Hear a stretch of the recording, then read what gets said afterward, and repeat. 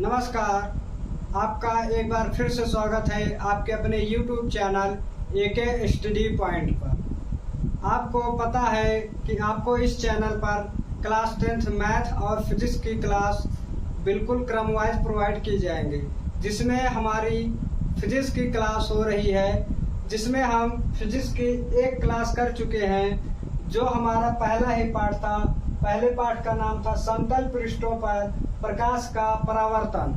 तो उसमें हम ये समझे थे कि समतल पृष्ठ क्या होता है, प्रकाश क्या होता है और प्रकाश का परावर्तन क्या होता है। तो इसको हम बिल्कुल प्रैक्टिकल के माध्यम से अपनी पहली वीडियो में समझा चुके हैं। यदि अभी तक आपने हमारी पहली वीडियो नहीं देखी है तो आप पहले जाकर वो वीडियो देख लें। तो आइए आज हम इस वीडियो में स्टार्ट करने जा रहे हैं। जो हमारा पहला चैप्टर हुआ है उस चैप्टर पर आधारित कुछ क्वेश्चन है, हम उनको देखेंगे। जैसा कि पहला हम देखेंगे जो हमारे कुछ ऑब्जेक्टिव क्वेश्चन हैं। तो जो हमारे कुछ ऑब्जेक्टिव क्वेश्चन हैं हम पहले इनको देख लेंगे, फिर हम चलेंगे आंकिक प्रश्न पर। आगे बढ़ने से पहले आपसे यही छोटी सी रिक्वेस्ट है, यदि हमारी वीडियो पसंद आए तो वीडियो को लाइक, शेयर और चैनल को सब्सक्राइब करना ना भूलें। तो आइए हम देखते हैं कि हमारे कुछ क्या ऑब्जेक्टिव क्वेश्चन है। तो जैसा कि हमारा पहला क्वेश्चन है, निर्वात में प्रकाश की चाल कितनी होती है। निर्वात में प्रकाश की चाल कितनी होती है। ये आपको जब हम प्रकाश के गुण बता रहे थे अपने पहले वीडियो में, तो उसमें हम बताए थे कि प्रकाश की चाल निर्वात में कितनी होती है। तो आप कमेंट में जरूर कमेंट करके बताएं कि कौन सा ऑप्शन सही होगा। तो हम देख रहे हैं जो निर्वात में प्रकाश की चाल होती है वो हम प्रकाश के गुण में बता चुके हैं, 3 × 10⁸ मीटर प्रति सेकंड होती है। मतलब एक सेकंड में ये इतने मीटर दूरी तय करती है निर्वात में। आई होप आपको पहला क्वेश्चन समझ में आ गया होगा। तो आइए अब हम दूसरा क्वेश्चन देखते हैं। दूसरा क्वेश्चन देखेंगे, प्रकाश की तरंग दैर्घ्य परास क्या होती है, कितनी होती है। ठीक, ये हमारा ऑप्शन सही हो जाएगा। इसमें 4000 से लेकर 8000 एंगस्ट्रॉम तक। आपको कहीं कहीं बुक में 3900 से लेकर 7800 एंगस्ट्रॉम देखने को मिलेगा, और यहाँ पे ये जो है ये क्या है, 4000 से लेकर 8000 एंगस्ट्रॉम तक है। तो एक एंगस्ट्रॉम बराबर होता है 10⁻⁻10। ठीक, इसको याद रखना, एक एंगस्ट्रॉम बराबर होता है 10⁻⁻10। तो आई होप आपको दूसरा भी क्वेश्चन क्लियर हो गया होगा। तो आइए अब हम आगे समझते हैं तीसरा क्वेश्चन क्या है। निम्न में से पारभाषक माध्यम क्या है। पारभाषक माध्यम पूछ रहा है। तो हमारे जैसे हो गया वायु हो गया, कांच हो गया, घिसा हुआ कांच हो गया, दीवार हो गया। पारभाषक माध्यम, इसके शब्द से ही हमें समझ में आ रहा है कि जो क्या हो, आभास हो। मतलब पारभाषक केवल आभास हो, उसी को हम क्या बोलेंगे, पारभाषक बोलेंगे। तो क्या ये वायु है, होगा नहीं है, कांच नहीं है, घिसा हुआ कांच और दीवार, इन दोनों में से कौन सा होगा। इससे में ऑप्शन जो है वो क्या होगा, सी सही होगा। देखो पहले हम पारभाषक माध्यम समझते हैं क्या होता है, और इसको तब हम ऑप्शन की तरफ चलते हैं। पारभाषक माध्यम क्या होता है, वह वस्तु जिससे क्या हो, प्रकाश का आंशिक रूप ही क्या हो, जो एक माध्यम से दूसरे माध्यम में गमन कर पाए, या फिर ऐसे बोल सकते हो कि उससे क्या हो, प्रकाश का आंशिक भाग ही क्या हो, उससे गमन कर सके। उसी को ही हम क्या बोलते हैं, पारभाषक माध्यम बोलते हैं। जैसे देखो नॉर्मल कांच है, उस पे पॉलिश नहीं किया हुआ, तो उसमें से क्या होता है, प्रकाश क्या होता है, आसानी से गमन कर जाता है। लेकिन अगर घिसा हुआ कांच रहता है तो उसमें से क्या होता है, प्रकाश आंशिक रूप से ही गमन कर पाता है। उसी को ही हम बोलेंगे पारभाषक माध्यम। जैसे कि हमारा घिसा हुआ कांच है, वो क्या कहलाएगा, पारभाषक माध्यम कहलाएगा। तो अब आगे हम चलते हैं अगले क्वेश्चन की तरफ। किसी पृष्ठ से परावर्तित प्रकाश की मात्रा किस पर निर्भर करती है। कोई पृष्ठ है, उस पर जो प्रकाश का परावर्तन होता है तो उसकी मात्रा किस पर निर्भर करता है? तो आइए हम अपने ऑप्शन देखते हैं। प्रकाशिक माध्यम, प्रकाश स्रोत, पृष्ठ की प्रकृति पर, इनमें से कोई नहीं। तो जैसे देखो हमारे पास ये क्या है, दर्पण है, ठीक, क्या है, दर्पण। अब इस पे प्रकाश पड़ेगा, पड़ने के बाद इसका क्या होगा, परावर्तन होगा। तो यही पूछ रहा है कि जो परावर्तित प्रकाश की मात्रा होती है वो किस पर निर्भर करेगा। तो हम समझ सकते हैं कि ये किस पर निर्भर करेगा, जो हमारा ऑप्शन है पृष्ठ की प्रकृति पर। अगर हमारा ये पृष्ठ क्या है, चिकना है, तो यहाँ से क्या होगा, अधिक से अधिक क्या होगा, प्रकाश का परावर्तन होगा। मतलब जैसा पृष्ठ रहेगा उसी तरह से क्या होगा, प्रकाश का परावर्तन होगा। तो इसमें हमारा ऑप्शन क्या सही हो जाएगा, सी सही हो जाएगा, पृष्ठ की प्रकृति पर निर्भर करता है। तो आइए अगला क्वेश्चन देखते हैं। अगला क्वेश्चन जो है हमारा, समतल दर्पण की फोकस दूरी होती है, कितनी होती है?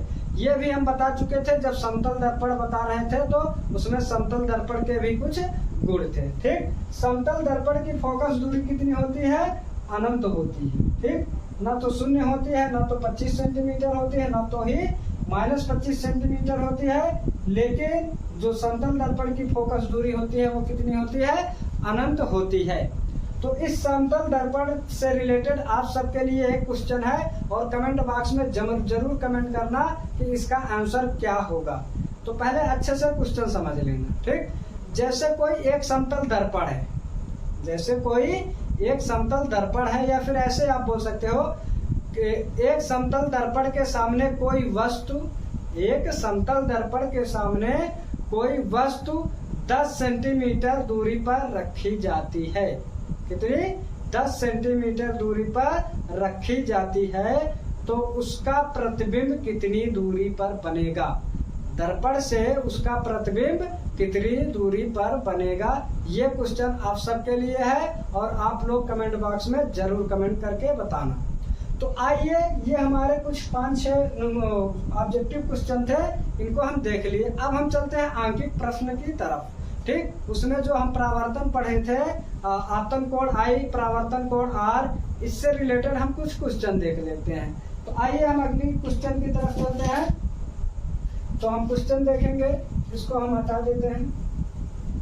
अगला क्वेश्चन जो है हमारा, वो जो हमारा आपतन कोण I = परावर्तन कोण R आया था, उससे कुछ रिलेटेड क्वेश्चन देख लेते हैं, फिर हम आगे बात करते हैं। तो आगे हम देखेंगे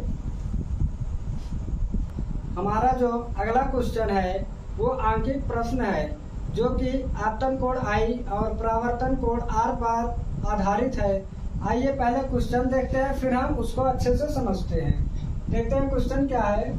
यदि किसी समतल पृष्ठ पर आपतित किरण अभिलंब के साथ 60 डिग्री का कोण बनाती है, तो परावर्तित किरण अभिलंब के साथ कितने डिग्री का कोण बनाएगी? ये हम आपतित किरण और परावर्तित किरण अपनी पहली वीडियो में समझा चुके हैं। तो हमारे सामने ये क्वेश्चन आया है, तो एक बार इसको हम फिर से समझेंगे कि आपतित किरण किसको बोलेंगे, परावर्तित किरण किसको बोलेंगे। तो इसके लिए हमें यहाँ पे एक दर्पण और एक लेजर लाइट और एक धूप बत्ती की जरूरत पड़ेगी, जो कि हमारे पास अवेलेबल है। तो आइए हम प्रैक्टिकल के माध्यम से पहले आपतित किरण और परावर्तित किरण समझ लेते हैं, और उसके बीच में जो अगर अभिलंब खींच दें तब आपतन कोण I कौन बनेगा और परावर्तन कोण R कौन बनेगा। तो आइए देखते हैं। तो हमारे पास ये एक मिरर है, दर्पण है, और हमारे पास ये एक लेजर लाइट है, और हमारे पास धूप बत्ती भी अवेलेबल है। तो इसके लिए हम क्या करेंगे, अपनी इस स्टूडियो की लाइट थोड़ी देर के लिए बंद करेंगे, जिससे कि आपको इस लेजर की लाइट अच्छे से दिखाई दे और आपको अच्छे से समझ में आ जाए। तो आइए थोड़ी देर के लिए हम लाइट बंद करते हैं। लाइट बंद करेंगे तो आई होप आपको अब अच्छे से दिखाई देगा। तो हमारे पास आप देख सकते हैं ये मिरर है, ये लेजर लाइट है। अगर इस लेजर लाइट से हम इस दर्पण पर क्या करें, प्रकाश डालें, इस लेजर लाइट से हम क्या करें, प्रकाश को डालें। आप देख सकते हैं अगर इस लेजर लाइट से जो प्रकाश जा रही है और जाने के बाद कहाँ पे टकरा रही है, ये दर्पण पर टकरा रही है। और टकराने के बाद पुनः उसी माध्यम में क्या हो जा रही है, वापस लौट जा रही है। अगर इसके बीचों बीच हम क्या करें, एक अभिलंब खींच दे, क्या डाल दें, अभिलंब मतलब नॉर्मल डाल दें, तो जो ये किरण लेजर से जा रही, जो प्रकाश किरण, ये अभिलंब के साथ जो कोण बनाएगी उसको आपतन कोण आई बोलेंगे, और जो परावर्तित होकर किरण जा रही है वो अभिलंब के साथ जो कोण बनाएगी उसको परावर्तन कोण आर बोलेंगे। आप देख सकते हैं अगर हम इस कोण को, आपतन कोण को घटा बढ़ा रहे हैं तो परावर्तन कोण भी क्या हो रहा है, घट बढ़ रहा है। आप देख सकते हैं, बिल्कुल आसानी से समझ सकते हैं। यहाँ पे देख सकते हैं आप, अगर ये लेजर के आपतन कोण बढ़ रहा है तो परावर्तन कोण भी बढ़ रहा है, अगर परावर्तन घट रहा है तो अगर आपतन घट रहा है तो परावर्तन भी क्या हो रहा है, घट रहा है। तो आई होप आपको अच्छे से समझ में आ गया होगा कि आपतन कोण किसको बोलेंगे और परावर्तन कोण किसको बोलेंगे। तो आइए अब हम चलते हैं क्वेश्चन की तरफ, क्वेश्चन की तरफ चलेंगे और क्वेश्चन को अच्छे से समझेंगे। तो हम क्वेश्चन की तरफ चलते हैं, थोड़ा क्वेश्चन की तरफ चलते हैं, देख लेते हैं क्या है क्वेश्चन में, बस थोड़ा सा टाइम दीजिएगा। देखो, यदि किसी समतल पृष्ठ पर, दर्पण क्या था, समतल था, मान लेते हैं ये हमारे पास एक, ये क्या है, एक समतल पृष्ठ है, इसके नीचे क्या किया हुआ है, पॉलिश किया हुआ है, ठीक। यदि किसी समतल पृष्ठ पर आपतित किरण अभिलंब के साथ, हमें पता है अगर ये प्रकाश किरण आएगी, आने के बाद इस दर्पण पर टकराएगी, टकराने के बाद पुनः उसी माध्यम में क्या हो जाएगी, वापस लौट जाएगी, जो कि लेजर का एग्जाम्पल दिए हम आपको। अब ये अगर ये टकरा के वापस लौट जा रही है तो क्या बोल रहे हैं कि अभिलंब के साथ 60 डिग्री का कोण बनाती है। कौन बनाती है भैया, आपतित किरण। कौन बनाती है, आपतित किरण। आपतित किरण तो यही होगी, आपतित किरण, आपतित किरण। यदि आपतित किरण अभिलंब के साथ, अब यहाँ पे हम क्या करते हैं, एक नॉर्मल अभिलंब खींच लेते हैं, ठीक। अभिलंब के साथ कितने डिग्री का कोण बनाती है, 60 डिग्री का कोण बनाती है। ये अगर यहाँ पे 60 डिग्री का कोण बनाती है तो परावर्तित किरण अभिलंब के साथ कितने डिग्री का कोण बनाएगी। अब हमें पता है, हम जानते हैं कि आपतन कोण आई सदैव बराबर होता है परावर्तन कोण आर की। समझ में आया, ये हम बता चुके हैं। आपतन कोण आई सदैव बराबर होता है परावर्तन कोण आर के। अब ये बताओ अगर ये 60 डिग्री है तो ये भी 60 डिग्री होगा, होगा कि नहीं होगा, ठीक।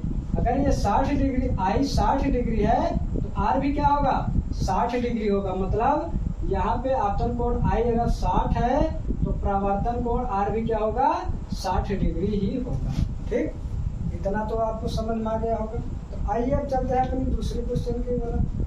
हमारा दूसरा क्वेश्चन क्या है, यदि कोई प्रकाश किरण किसी समतल पृष्ठ पर 40 डिग्री कोण पर आपतित होती है तो ज्ञात कीजिए। यहाँ पे ये क्वेश्चन थोड़ा समझने वाला है। अब क्या बोल रहा है कि कोई समतल पृष्ठ है, ये क्या है, एक समतल पृष्ठ है, ठीक। इसको थोड़ा समझो, समतल पृष्ठ है। अब यहाँ पे क्या बोल रहा है कि ये आपतित किरण जो है, ये जो आपतित किरण है, ये अभिलंब आपतित किरण जो है, ये जो पृष्ठ है इसके साथ क्या हो रहा है, 40 डिग्री कोण पर आपतित हो रही है। कितने डिग्री पर, 40 डिग्री कोण पर आपतित हो रही है। यही तो है हमारा पृष्ठ। ये किसको हम क्या बोलेंगे, पृष्ठ।